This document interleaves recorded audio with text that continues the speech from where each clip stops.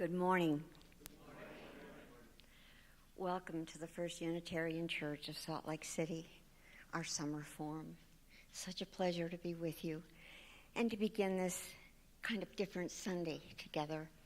We leave our traditional format behind and we open our hearts and minds to the issues that concern all of us in our community and in our nation.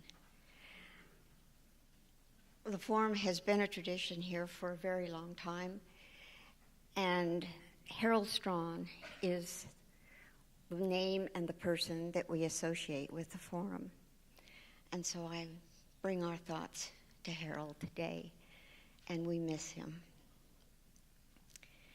We will be having meditation in our Sunday service, and so I'd like to begin that with you today. Mindfulness meditation didn't just start recently. It's a 2,500-year-old tradition. And it's not just when we sit on the cushion. Mindfulness is a state of mind. And let me ask you to think for a moment, have you ever done anything that was mindless?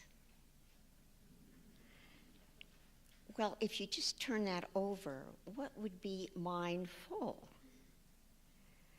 And so many times we go through life on an automatic pilot, and we do things in such a routine that we're split.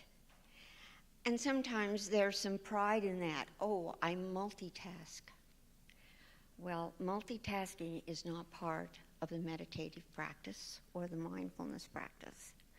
So we'll leave all of those skills of multitasking aside as we meditate together. I like the scene of the description that meditation is like going into a room with all the doors and windows open and taking your seat and waiting to see who comes to visit. We have 5 senses, and then the 6th is our mind. But when we take the seat and when we choose to be still, we can receive all kinds of visitors, sensations of the body, sounds around us, the feelings of heat or chill. All of these things become more evident once we choose to pause. And in this pausing to meditate, we have a sense of rest. So I'd like us to begin with paying attention to where you are seated right now and to take a posture that's erect but yet relaxed, and feel your weight on the seat. Relax your shoulders. Gently close your eyes. Relax your lower jaw.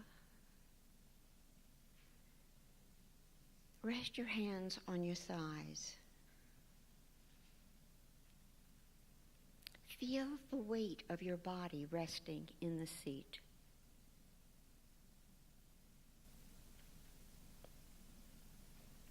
Softening.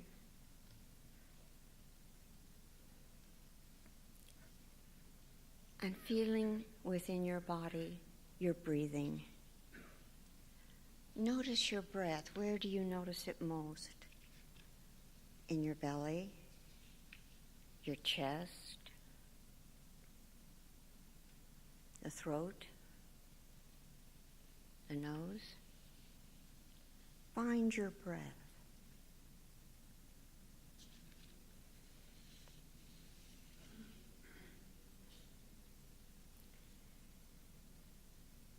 Now follow the breath. Feel the inhalation.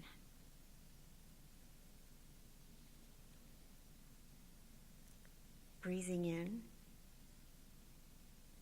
And then the exhalation, breathing out.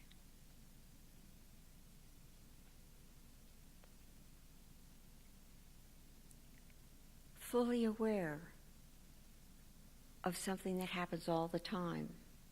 But now we're going to pay attention to this life force of our breath. Breath after breath. Breathing in, breathing out.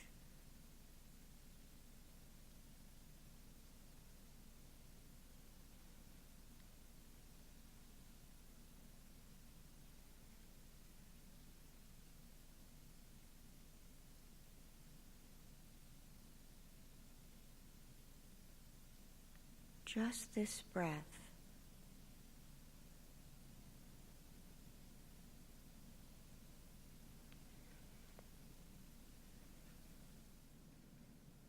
Observe your body breathing like the waves of an ocean, in and out, as a way to connect the mind, the body, and the heart with each breath.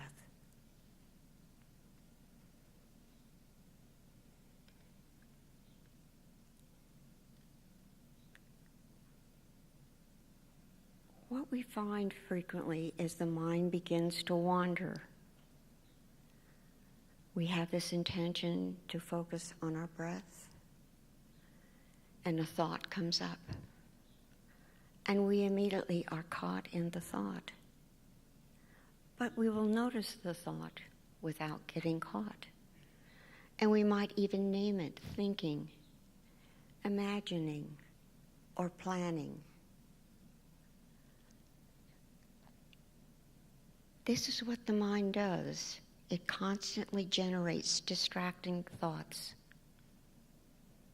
And so we become very familiar with those thoughts and with that process, and we just notice this distraction just long enough to become aware that our intention is to concentrate on the breath and return to breathing in and breathing out.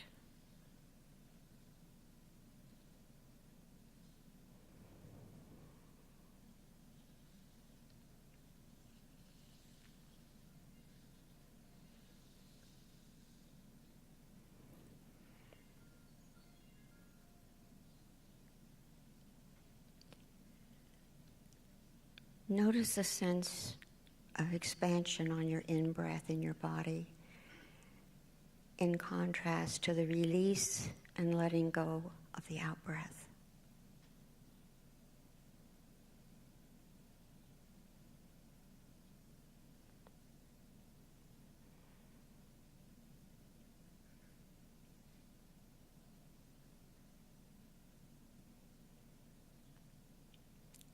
You may softly say to yourself, breathing in with each inhalation, breathing out,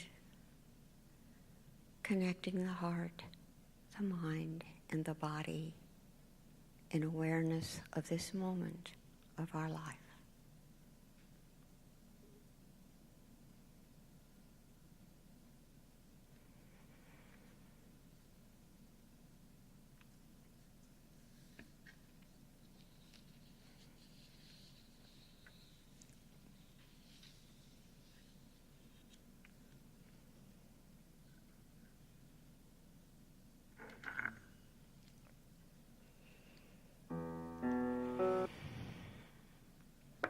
And now follow the sound of the bell, and then gently open your eyes.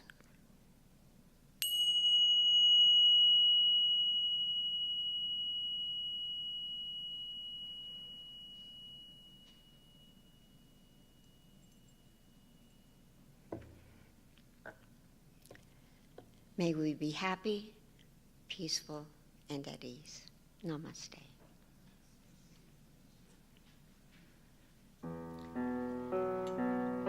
About 9 o'clock this morning, I received an email from Ben, who was our musician for the day, and he is ill.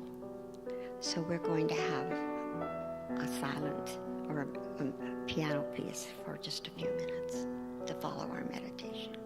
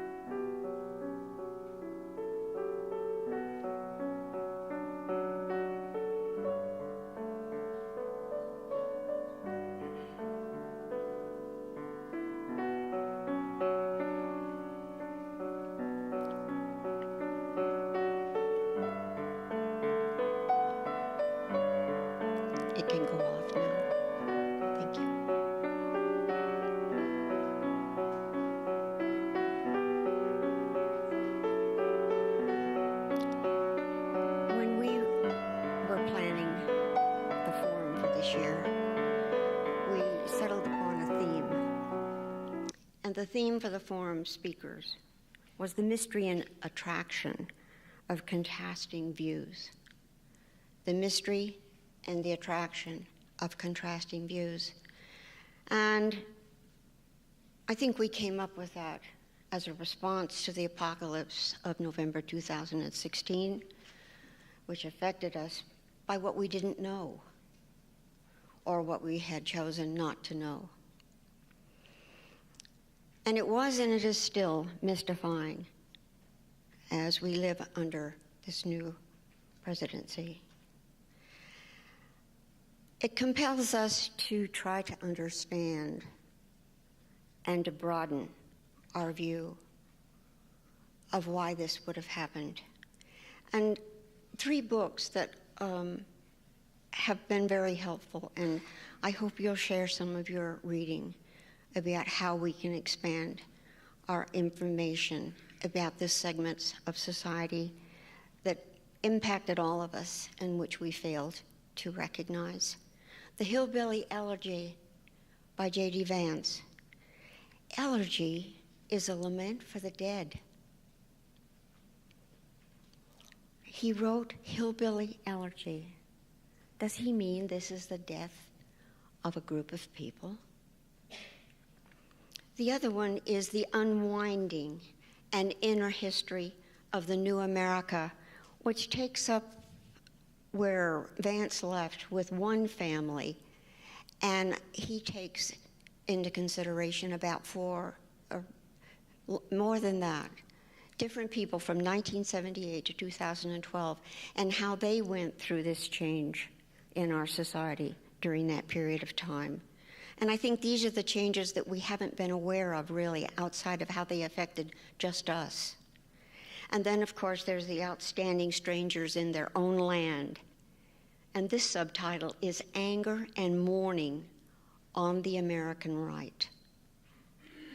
So these are some of the ways that we can look at what kind of blindsided us in this former election. And the speakers and the topics of the summer forum will present viewpoints meant to be contested and more clearly defined with courtesy and respect. The forum is a way of us to gain information about a variety of topics that we may not know that much about. And today, one of those topics is addiction. Julia Rossi, a member of our church for 20 years, is a registered nurse who's now retired, and she is the mother of a son who has an addiction. She currently writes a blog for families of addicts. She's been a member for over 20 years. She's a delightful conversationalist, and I'm sure she'll not only inform us, but have us laugh from time to time. Happy to welcome to our summer forum, Julia Rossi.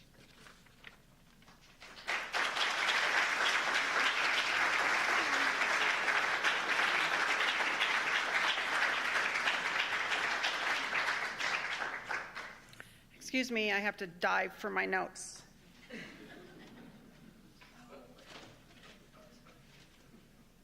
Wait, here we go. Okay. There's not a lot of room here, but there's a lot of stuff here. I have to tell you that, Shirley, I was really enjoying that meditation, but I had a panic attack during it. Because I said to myself, did I turn my phone off? And then I'm thinking, where is my phone? And I don't think I know. So if it goes off, there is a phone up here, it's not mine. And it's not turned off. It is probably not turned off. Oh, see, it's not turned off. Well, okay. Anyway, here we go. I want to welcome you. I want to thank you for coming. And I want to thank the organizers who put this together in the summer. It's a really fun and informative series of lectures. I volunteered to do this. And as I volunteered, I knew the date, and it seemed like it was kind of far away. And you know how when you got something to do, you don't do it? Okay, so I just want you to know that in preparing for this, I cleaned out 2 closets, my garage. I polished all of my jewelry.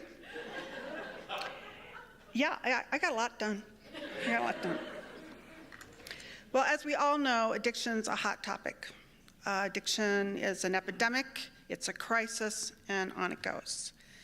I could have gone in many, many directions, but the one that interests me most is treatment. Treatment we offer to addicts and how we treat people who are addicts. I believe that, I didn't think of the irony in this, I believe that beliefs create attitudes, and attitudes shape actions.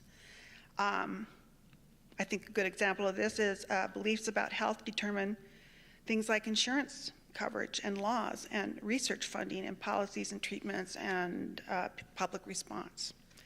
And I go back to the AIDS epidemic in the early 1980s, in which there was a distinction between people who became HIV positive because they got a blood transfusion that was infected versus those who became HIV positive because of sexual activity or using a drug use with a needle. And those that got HIV positive with a blood transfusion were called innocent victims. They're the innocent victims. And for them to be the innocent victims, everyone else were the guilty victims. The concept of disease as punishment goes probably before ancient Greece, but it still exists today. How do we act towards somebody who has lung cancer? If you die of lung cancer and you were not a smoker, the obituary will say, was not a smoker. In other words, innocent. Type 2 diabetes, well, you wouldn't have that if you ate properly or exercised or whatever. Injuries that you get from doing something stupid or judgmental. Sexually transmitted diseases. Liver disease from alcohol abuse or from hepatitis C. Burns that you got while working in a meth lab. We call these bad choices, and lots of people say that addicts make bad choices. Haven't we all? Because most drug and alcohol use begins when a person's a teenager. So I have to ask, did you make bad choices when you were a teenager? Because I sure did. I made a lot of them. Are the kids who don't become addicts making good choices? Probably not. They too are experimenting with drugs and alcohol. They just don't get addicted. But the underlying message of this is, you deserve it. You made bad choices. I use multiple sources for my talk, the most prominent being the National Institute on Drug Abuse, NIDA, which is part of NIH, National Institute of Health. Their website, Times Magazine, The Atlantic, MAIA SZALAVITZ. She is the author of this book called Unbroken Brain. She is a journalist who specializes, a highly acclaimed journalist, award-winning journalist who specializes in addiction, and she herself was a heroin addict in her early 20s. Let's see, who else did I use? Okay, another book, she wrote another book called Help at Any Cost. I haven't read, I intend to. The New Yorker, a journal called Counselor that I wasn't familiar with, Time Magazine, and Psychology Today. So, as Fareed would say, let's get started. Isn't that what he says? Let's get started, or let's begin? I'm not really sure, but either way. The NIDA defines drug addiction as a chronic, relapsing brain disease that is characterized by compulsive drug seeking and use despite harmful consequences. MAIA SZALAVITZ says about that, the irony is that we employ negative consequences to treat addiction. Yes, it's kind of ironic, isn't it?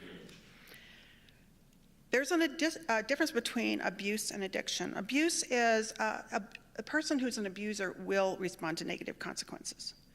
So you'll see with something like a DUI. For an abuser, that may change everything in their lives. But for an addict, they'll have 5 DUIs.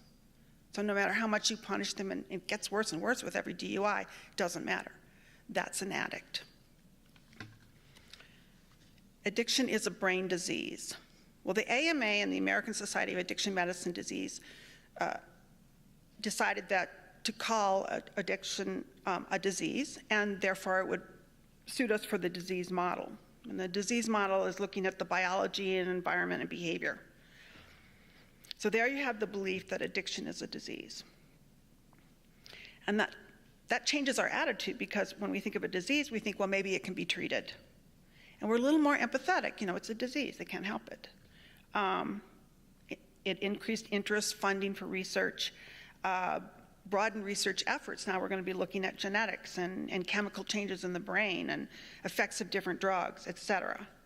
And we get, not everybody, but some people actually got health insurance coverage for treating addiction. There's a belief that addicts have to hit bottom. I'm not really sure what that means. Is that a medical description of a stage of the disease? Does a relapse mean that you have not yet hit bottom? SZALAVITZ describes bottom as a narrative device in a story of sin and redemption, not a medical description of a key stage in recovery from addiction. If we want the disease model, then we have to treat it like a disease, period. There is no disease or condition where we tell patients they cannot recover unless they hit bottom. Furthermore, there's no disease treatment where we toss people out of their treatment program because they are not complying. And here's the reality. Someone who has an addiction problem, who's functioning, has contact with their family, maybe still has their job, they have much better odds of recovering than someone who's out there in the gutter. The rule of thumb for every other disease is to intervene as early as possible. It's a dangerous belief to say that we have to hit bottom. And there's an attitude. Hey, there's nothing we can do until that person hits bottom. Therefore, it's okay to actually try to force them to hit the bottom. And then we can say things like, well, they just haven't hit their bottom. I've seen many people on the streets who have hit bottom, and I'm sure you have too, and the next bottom for them is death. Here's the belief that addicts have an addictive personality. They have an obsession. They spend their time seeking, obtaining, using, and hiding drugs, and therefore they are secretive, dishonest, manipulative, isolated, and filled with guilt and shame. These are not personality traits. These are behaviors. Personality traits are things like calm, assertive, authentic. There's no scientific basis that supports unique personality traits particular to addicts or to their families. But it does reinforce the attitude that addicts are different from us. When I look at these behaviors, secretive, dishonest, manipulative, isolated, guilt and shame, those are behaviors of somebody having an extramarital affair. Right?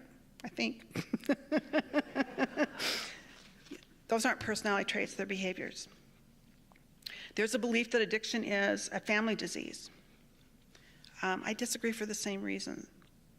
I think families fall into sort of behavior patterns as they respond to what's happening around them, and those behaviors change as the addict goes further and further into their addiction. What we say to families is that you didn't cause the addiction, you can't cure it, and you can't control it. Brett Heiner, who's head of Lighthouse Recovery, says, but you sure can complicate it. Families do need support and education, and they need tools. They're kind of like caretakers who become exhausted, and they need to learn how to care for themselves. But saying it's a disease, in my mind, is again an attitude. There's something wrong, different, separate with those family members. And then you begin to think, well, maybe I did cause it. I mean, maybe I did enable too much, and maybe I tried to control. Maybe I shouldn't have bailed my child out of jail. I would say that families become dysfunctional when they try to cope with this person in their lives who's going through addiction. There's a belief that addiction is a chronic disease. If you look at the NIH website, it will describe addiction as a chronic disease and make an attempt to compare it with diabetes or high blood pressure. I think it is a chronic disease, but I would compare it to something else. I would compare it to schizophrenia. So I want to think about it. Schizophrenia is definitely a disease of the brain. It begins in late teens and early 20s. It can be anywhere from mild to severe. It has frequent relapses and serious challenges to get patients to adhere to a treatment regime. It's definitely chronic. I think that's a better comparison. There's a belief that there is adequate treatment out there. All we need to do is give everyone access to treatment. That's the answer. So what is treatment? What is rehab? How does it work? How well does it work? Who's looking at the outcomes, measuring success rates? Who's providing the care in rehab? There's a belief that addicts are morally flawed, and that creates an attitude of not a lot we can do about it. MAIA SZALAVITZ wrote an article in the New York Times that was published in 2016 that discusses the 4 traits that put kids at risk for addiction. They are impulsivity, anxiety issues, including panic attacks, a feeling of hopelessness, and thrill-seeking. And that doesn't mean that the person at risk has all of those traits. They'll usually have one of those traits. Kids with ADHD have an increased risk of drug addiction 3 times that of kids who do not have ADHD. And these risks are there long before a child ever takes drugs or tries alcohol. My son had at least one of these traits, but we were never told he had an increased risk for addiction. Okay, I'm going to go with a bit of history, because I think if we look back, we're going to see how attitudes and beliefs influence what was done for people with addiction. The first written reference to the poppy appears in a Sumerian text in 4000 BC. The flower was known as Holier, that's 2 words, plant of joy. In the 17th century, a pioneer of English medicine, Thomas Sydenham, he wrote the following: "Among the remedies which it has pleased Almighty God to give to man to relieve his suffering, none is so universal and so efficacious as opium." There's your belief. Opium is a gift from God. Attitude, opium is a good thing. And you have to think about it at that time. There was not a lot offered. I mean, you couldn't go to your medicine cabinet and find aspirin or ibuprofen or, there was nothing. It was a miracle for many. But in 1821, Thomas de Quincey wrote a book called Confessions of an Opium Eater. He begins this book, and this book brought him renown. But in the beginning of the book, he describes the emotional and psychological pain in his own childhood, which means he made that connection to his own opiate use and trauma in his early years. He moves next in the book to talk about the pleasures of opium, and I'm going to read a little bit about that. And then finally, at the end, he discusses the pain of opium, including nightmares and night sweats and insomnia, etc. Sherlock Holmes wrote The Man with the Twisted Lip, which was published in 1823, and a character in that is an opiate addict. And where did he learn about opium? Well, in the book it says he read Confessions of an Opium Eater. Now this is the best part. In 1962, they made a film of Confessions of an Opium Eater, starring Vincent Price. And I'm looking for that film, okay? If anybody comes across it, you call me right away, okay? I'm going to read something that he wrote, and I'm going to read it twice. First time literally how he wrote it, and then I'm going to read it again and make some comments. Oh, just subtle and mighty opium, that to the hearts of poor and rich alike, for the wounds that will never heal, and for the pangs that tempt the spirit to rebel, bring us an assuaging balm. Eloquent opium, that with thy potent rhetoric stealest away the purposes of wrath, and to the guilty man for one night give us back the hopes of his youth and hands washed pure of blood. Okay, I'll read it again. Oh, just subtle and mighty opium, that to the hearts of poor and rich alike. Well, that's his recognition that opium appeals to everyone, not just the poor, not just the depraved. It's just. For the wounds that will never heal, his recognition that humans all have hidden wounds. And for the pangs that tempt the spirit to rebel, bring us an assuaging balm. He describes opium as a relieving, healing ointment that protects you from lashing out in response to your intense emotional pain. Eloquent opium, that with thy potent rhetoric stealest away the purposes of wrath. It's calming, takes your anger away. And to the guilty man, for one night give us back the hopes of his youth and hands washed pure of blood. So temporarily escaping guilt and shame, and all feelings of inadequacy, but also that it's limited. Those feelings will come back. Later he wrote, nobody will laugh long who deals much with opium. In 1750, sobriety circles were formed within various Native American tribes. We can call those the first AA meetings, okay? So that's 1750. In 1784, Dr. Benjamin Rush, who is one of our founding fathers, and obviously was a physician, he catalogs the consequences of chronic drunkenness and argues that this is a disease that physicians should treat. That's 1784. And that was the very beginning of the American temperance movement.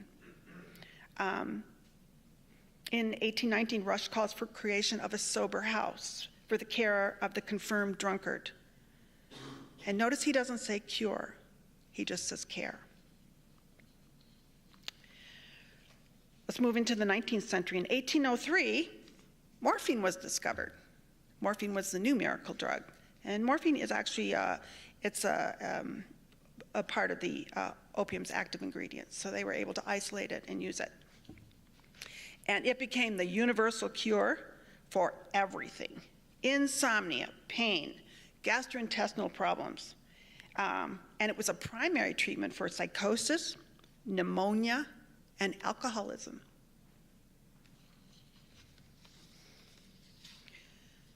In 1827, the drug company Merck commercially manufactured morphine. Bayer came out with a liquid heroin, in parentheses, cure for bronchitis. At that time, 1 in 4 deaths was attributed to tuberculosis. So you can imagine, people with TB have horrendous coughs. You can imagine this was really popular. If you go online, you can actually find vintage posters that are advertising these drugs. You'll see. One of my favorite is Mrs. Winslow's soothing syrup. And in parentheses, it says, a mother's friend. So I'm not sure if it's for the mother or for the child. It contains 65 milligrams of morphine per fluid ounce.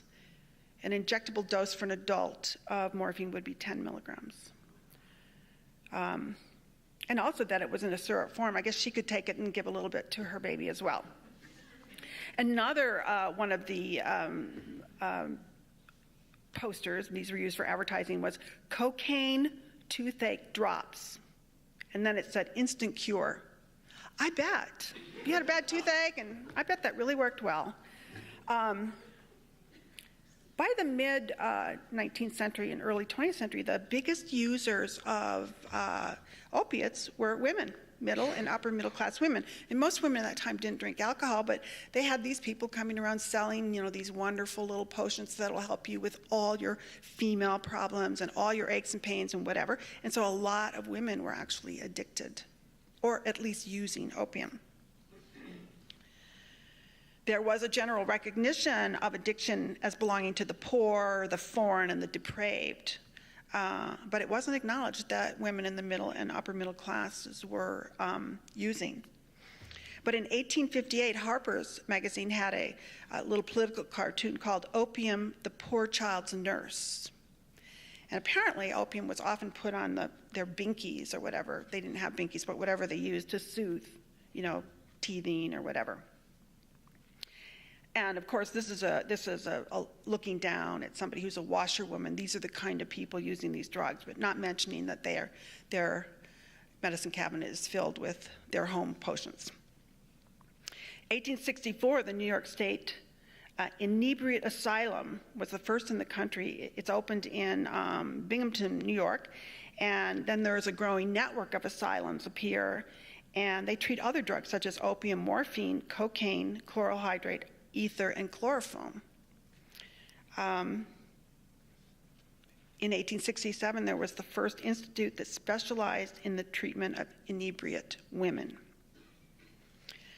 Here's an interesting thing I came across. In the middle of the 1800s, the hypodermic needle was invented, discovered, whatever. But they thought this would be a solution for addiction because they didn't think you'd get addicted if we injected it. I don't know where that thought came from, but whatever. So the morphine became known as soldier's disease. The addiction, people addicted they had soldier's disease. In 1876, the American Association for the Cure of Inebriety, it's a hard word to pronounce, was founded under the principle that inebriety is a disease. So that's 1876. But in 1880, Freud recommends cocaine to treat alcoholism and morphine addiction. Okay, so you're an alcoholic and now you can have cocaine and you won't drink anymore. Yeah, but okay. 1891, the Keeley League announces the law must recognize a leading fact. Medical, not penal, treatment reforms the drunkard. It's 1891.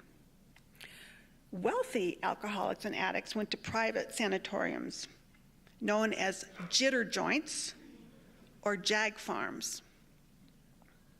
And only in the really late 19th century did opium become linked to prostitution, gambling, and criminals. But by the turn of that century, opium is recognized as a worldwide problem. In 1906, the American Medical Association approves heroin for general use and recommends using it over morphine. Shortly, New York City had 200,000 heroin addicts. In 1907, there was the first of two waves of state laws is passed calling for the mandatory sterilization of defectives, the mentally ill, the developmentally disabled, and alcoholics and addicts. It wasn't until 1914 that the Harrison's Narcotics Act was enacted, and it was the first attempt to really, stop abuse of cocaine and heroin and cannabis. And it was now illegal to own it. It was illegal to be addicted to it, etc. But this was the beginning of arresting people for drug abuse. Well, 2 years after that, in the New Republic, a psychiatrist named Pierce Bailey comes out and he writes the following. The majority of users are boys and young men who seem to want something that promises to make life more enjoyable. It seems that their desire for something to brighten life up is at the bottom of their troubles, and heroin is but a means.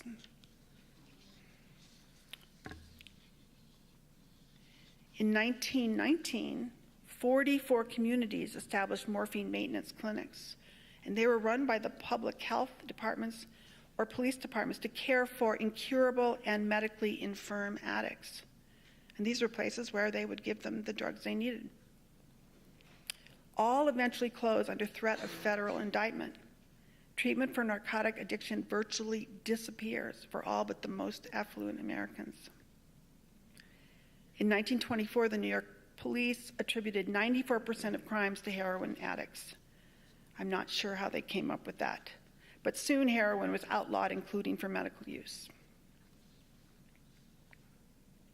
So between 1910 and 1925, most inebriate homes, asylums, and private institutes literally collapsed. There was a journal of inebriety, and it ceased publication. So why? What happened? Was it the association of drugs with crime? Did users go underground? Well, I know the users didn't disappear, so they must have gone underground. At this point, theories of narcotic addiction shifted dramatically. It moved from the medical model and became associated with the flawed character of the addict and victim, and I would say victim to the field of psychiatry. 1925, Lawrence Kolb, he's a prominent psychiatrist. He is the first director of Federal Narcotics Hospital in Lexington, Kentucky. And here's what he announces, that there were innocent addicts and vicious addicts. Now, you know, the innocent addicts were people who, they took some pain med and suddenly they're an addict. But the vicious addicts were seeking excitement and pleasure. They have defective psychopathic personalities, prolonged history of social maladjustment, enmeshment in deviant criminal subcultures. Holy moly. So his idea was to place addicts in institutional care with pro-social values. And if they'd stay there for a year or so, they would come out and they would no longer be addicts. That failed big time. Along comes Dr. Harry Tybout. He's also a psychiatrist. And he contends that alcoholism is rooted in character malformation.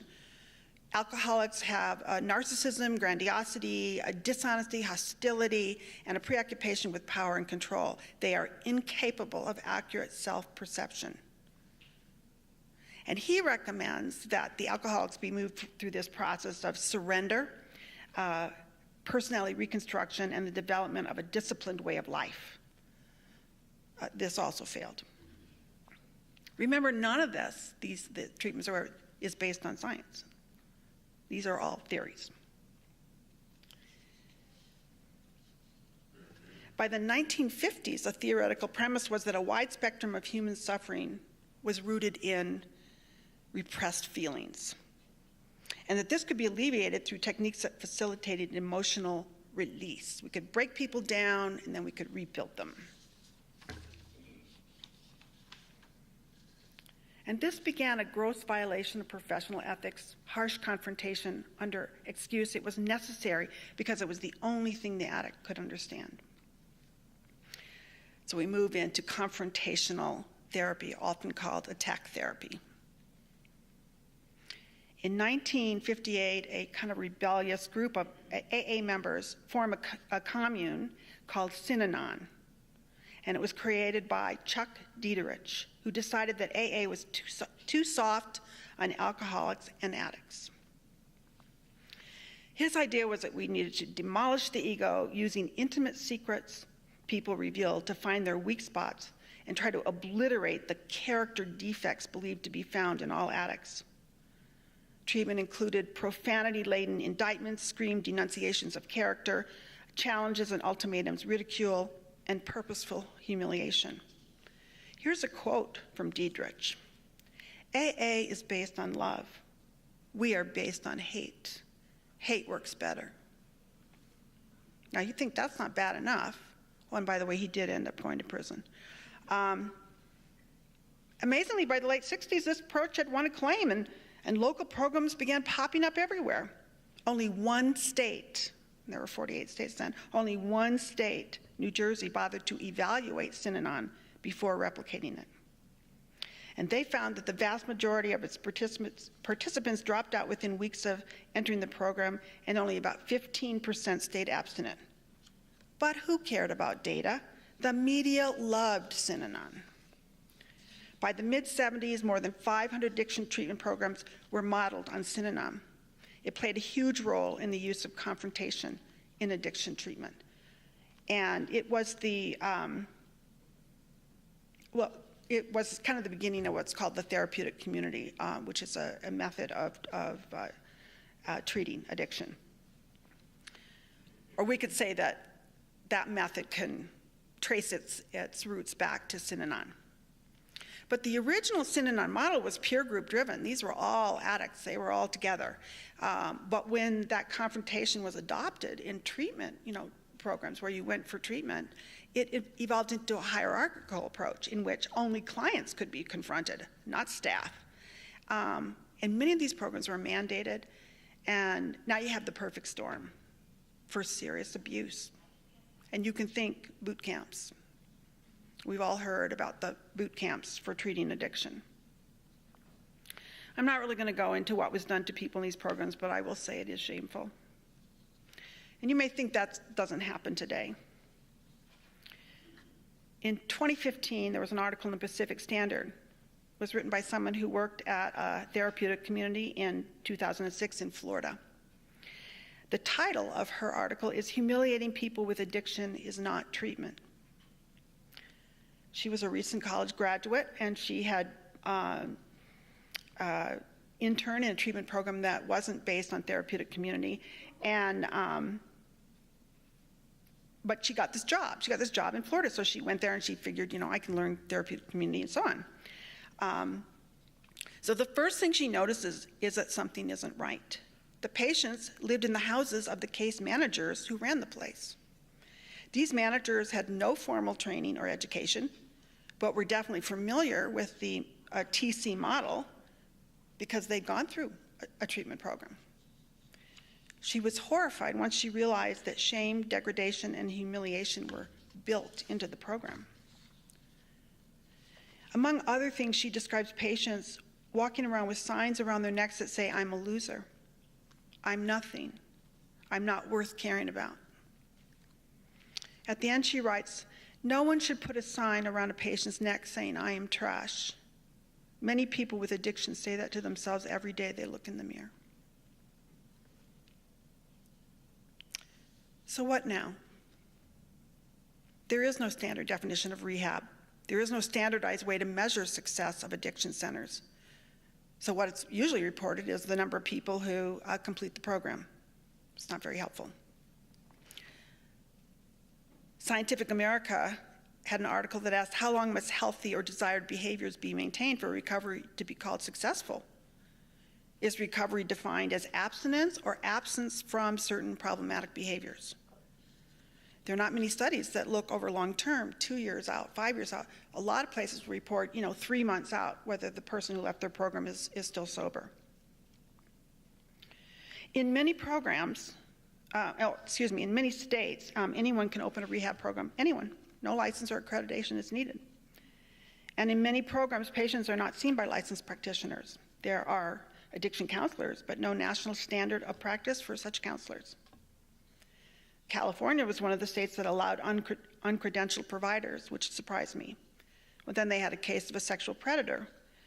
He was offering intimacy therapy to addicted teenage girls. Of course, the treatment consisted of having sex with him. Without oversight, there's no way to stop people from preying on vulnerable people under the guise of addiction care. Only 6 states require addiction counselors to have a minimum of a bachelor's degree, and just 1 requires a master's degree. Nearly half of all patients with illegal drug problems are referred to the treatment by the criminal justice system.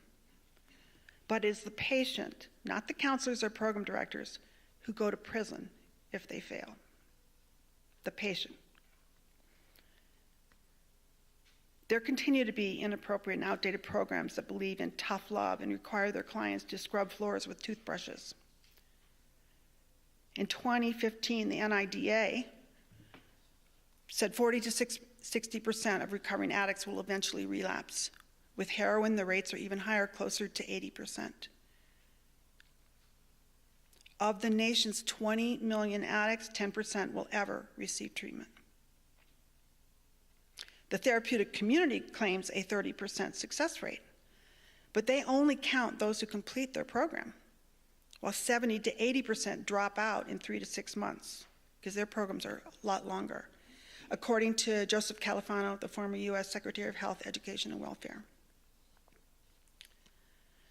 The treatment system fails because it is rooted in an entrenched, inaccurate view that addicts are morally bereft and weak. Most treatment centers in the U.S. are based on the 12-step model of recovery. But the dominance of the 12-step model has undermined efforts to change, in particular efforts to introduce medications that decrease cravings. Clients are sometimes told that if they don't embrace the 12 steps, they will not succeed. It's a one-size-fits-all treatment. There is no individualized care. There's no means to categorize conditions or the patients in, what level they are in their addiction. In any other disease model, a factor in creating a treatment plan rests on the disease spectrum. So you're going to treat somebody differently, depending on where they are in the process of their disease.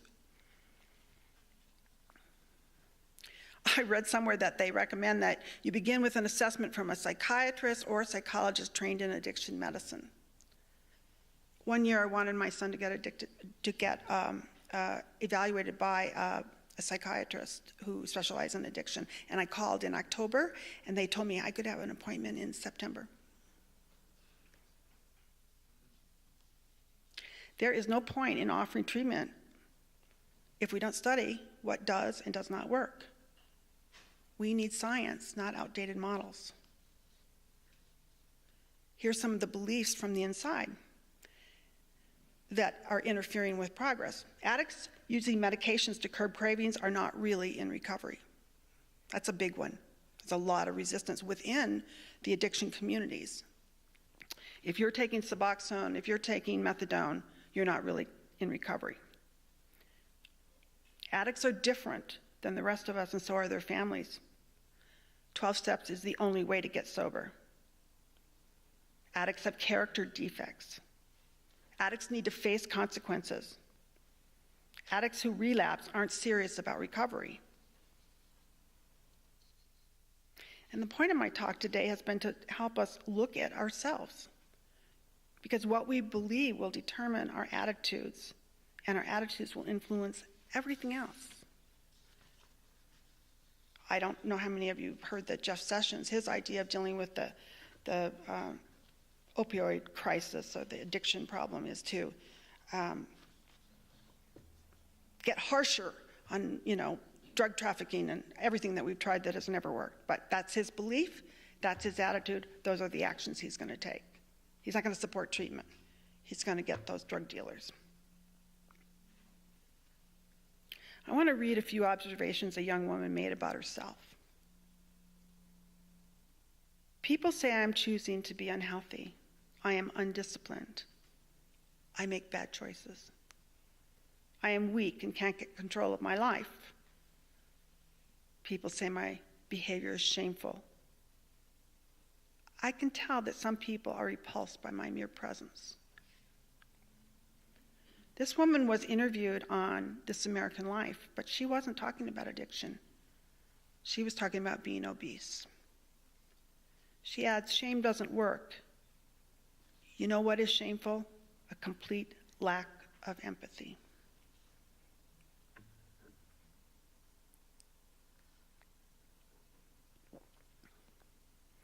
If we want to address this epidemic, we need to rethink our strategy. We cannot reap the benefits of calling addiction a disease and then continue to treat it like a moral failing. Here's how care looks nationwide, how care looks for other diseases. There are protocols and standards of care for assessment, for treatment, for medication, for patient education and follow-up.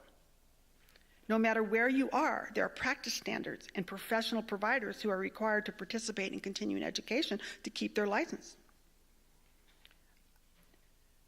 Care must be based on evidence, not philosophy. There are, in many states, have a set patient to provider ratio. One nurse can take care of 4 patients, et cetera. Patients have rights and are protected in every sense of the word. This just isn't true in addiction treatment. Outcomes are measured and evaluated. Providers are held accountable. So if we think that addiction treatment cannot meet these standards, then we need to quit calling it a disease. Thank you.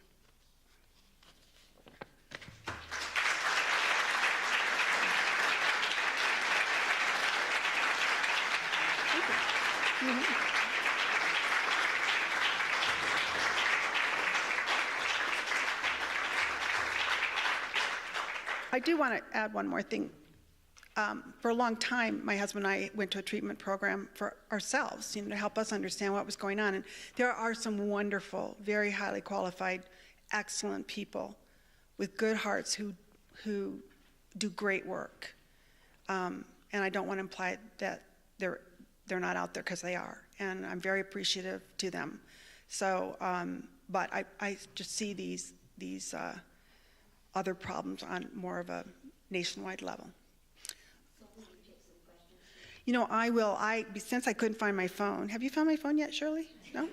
Okay. I have no idea what time it is. I don't want to, I don't want to overdo here. So we're up. We're done. Yeah, okay. Anyone can leave who wants to. If you have a question, I don't know if I can answer it, but I will certainly try. Anybody have a question or?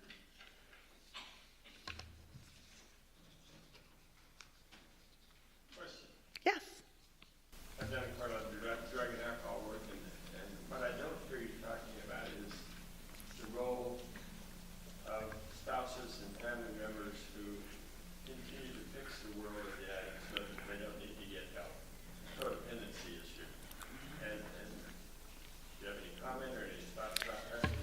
Well, I do. I mean, one of my thoughts about that is just what I said, is that the behavior of family members tends to follow a pattern as the addict moves from stage to stage to stage. And I think that if you look at the big picture, I don't think that it makes very much difference in the outcome for the patient, the idea of enabling.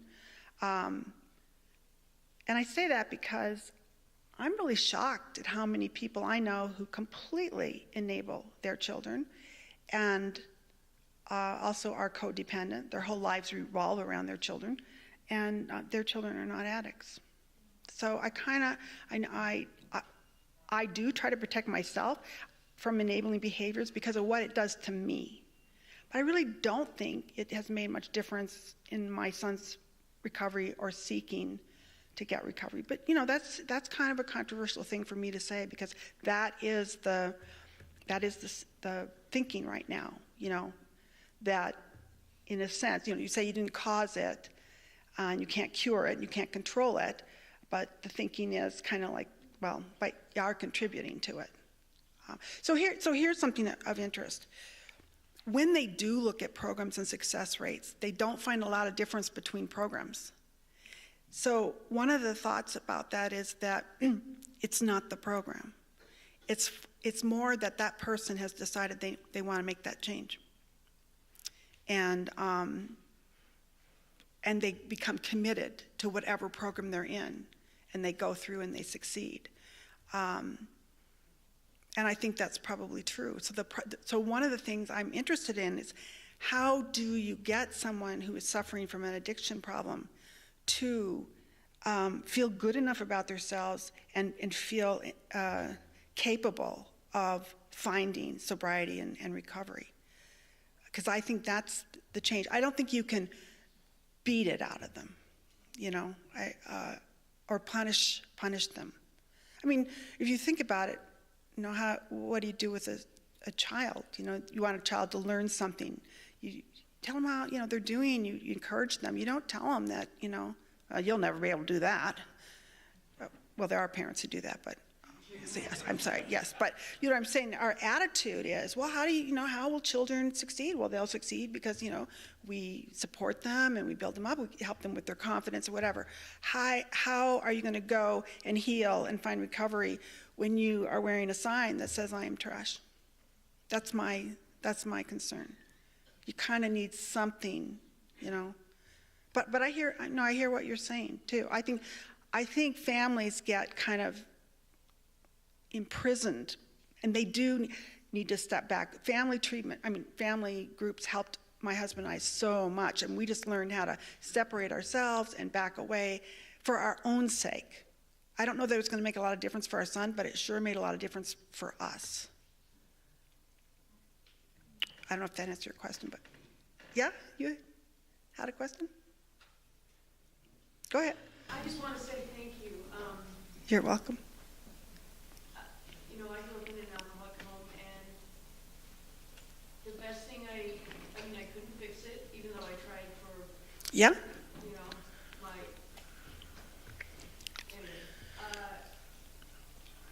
focusing on taking care of yourself is extremely important, Mm-hmm. but also not blaming and not, this has just been wonderful. Thank you. Thank you. Yeah, I know being judgmental. My mom has a drinking problem, and my sisters and I were very judgmental for a long time, you know. Since you've researched all this and you have a very interesting perspective, have you ever considered writing an op-ed that would summarize what you've learned and the do's and don'ts of Yes, and every time I consider that, I go out and I clean another closet. It's horrible. I don't know what to do about that. your house should be all clean? It should be. It should be. Yes, I agree. No, I would like to do that.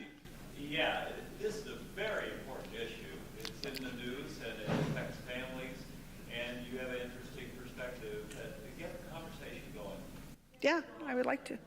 I do have a blog that I write, but I'm not really sure anyone reads it. But it's great therapy for me to write it. But no, I've thought about writing an article. What's your blog, Julia? What's it called? It's called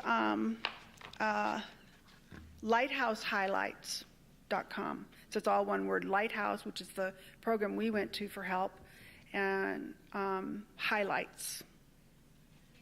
You're welcome. One more, yes? I just wanted to follow up and say that with everybody else, I just thought this was a very enlightening talk, but I also want to admit either I'm just too tired or something, but I got mixed up at the end.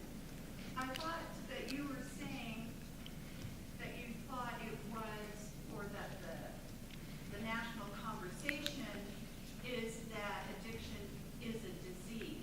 Yes. And I thought all of the other discussion about people's beliefs and stuff was like so perfect. But then at the end, I couldn't decide if you were saying that you do believe it's a disease. What I'm trying to say is I do believe it's actually a disease of the brain. But we can't just say that and get the benefits of that, like, oh, we'll get insurance coverage. If we say that, we have to treat it the way we treat other diseases. So, you know, if you have hypertension and you live in New York and you live in Connecticut and you live in New Mexico, you're not going to get the exact same care, but it's going to be on a line with standards and protocols and things that have been set nationwide, you know, for good reason. And that's what we would need. Mm-hmm. Yeah, no problem. Yes. So socially, I know that there would be a lot of help with legalizing drugs, but what are your thoughts as far as treatment if that was done? What are my thoughts about what? Treatment, if there was a better form of treatment if we did legalize drugs, or if there was... Yes, I think, and it was interesting when I went through the history to see, you know, that these things were offered to people in the 1800s, and we're not offering them today. Yeah, one of the things that MAIA SZALAVITZ talks about is harm reduction, and that's what a lot of other countries do. So what are the things that we can do at first to reduce harm? And if you begin then to reduce harm, then what you're hoping is you can reach patients to have them voluntarily want to come and get treatment, you know. But right now, we need to reduce harm because this is a huge crisis. And what we see when we read the articles is treatment. Where are the people with the credentials? Where are the places? Who's regulating them? What's being offered? Is it working? People are spending up to $30,000 a month in some of the private treatment programs. What are they getting? No one's asking that. Okay, one last. What I think is so profound is you comparing addiction to schizophrenia. Yeah. And what I struck with, and because I deal with that population in my professional life, and what I'm really struck with is this idea that another belief system that we have is that in disease, we seek treatment and then we're fixed. It Yes. goes away. And this is not the case with the human condition a lot, is it? It's, Well- it's not like you have this problem, you go through this treatment program, and then everything's just fine. That's what families want. What families want is a cure. And so what they really want the outcome to be is that you are no longer an addict, but you will be an addict your whole life. That's for sure. The other thing that I get sometimes as well is it's really complicated. Well, cancer is complicated too. There are a lot of complicated conditions out there. We don't just not deal with them, you know. So I thank you for that point. But schizophrenia is a really hard disease, and sometimes the patients are really hard to deal with too. You know, it's tough. I actually got punched in the nose once by a patient. I mean, you know, it's not always easy, but we need to do it. Okay. Thank you, Julia. You're welcome. Very Thank you so much. Thank you very much.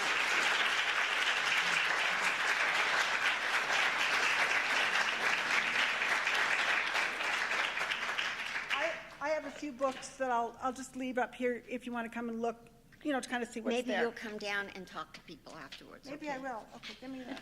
Is this mine? Okay, yes. God, I got it. Sorry, going over. That's okay. Thank you all for coming. We look forward to seeing you next week, which will be totally musical, but about ecology. So have a good week and see you next time. Thank you.